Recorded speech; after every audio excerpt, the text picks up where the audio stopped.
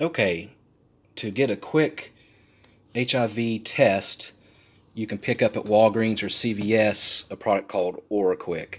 You could also get it on Amazon as well, like a one-day delivery.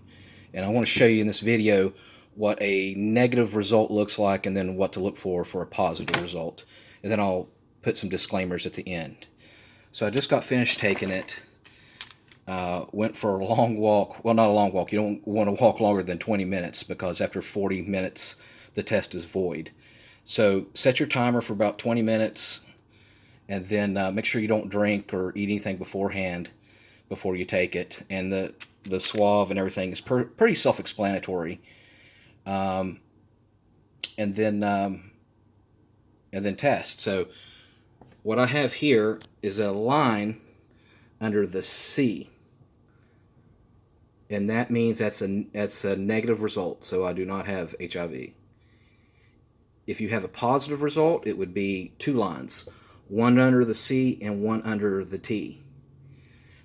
Even if the line is very faint under the T, it's still a good possibility that you have it. But either way, check with your doctor. And so, the worst thing that you can do is go on Google and look for symptoms. And I guarantee you the other night I was up all night long looking at symptoms. And after exposure a few years ago, I had hives all over my arms, which is an indication of your body trying to get rid of it quickly before it goes into silent mode for a while. And so I just knew it. I was like, oh my gosh, I had hives a few weeks after an encounter. Oh my gosh, I got neuropathy problems in my hands because HIV will attack the nerves.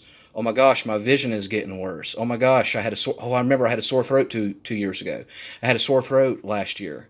Oh my gosh, my lymph node was swollen for a time being. That means I got it. And then what happens is our brain will go back in time and cherry pick little events and little things to look at to confirm your anxiety. And that's what it is anxiety.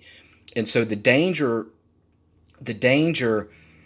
of this disease is not the disease itself, it's the anxiety and the fear and everything that goes into it beforehand.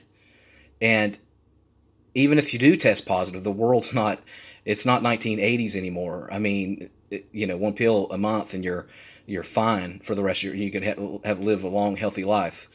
So I suspect that I have fatty liver disease or kidney issues. So that's probably why I've been feeling so drowsy and whatever. Anyways, thanks for listening to my rant.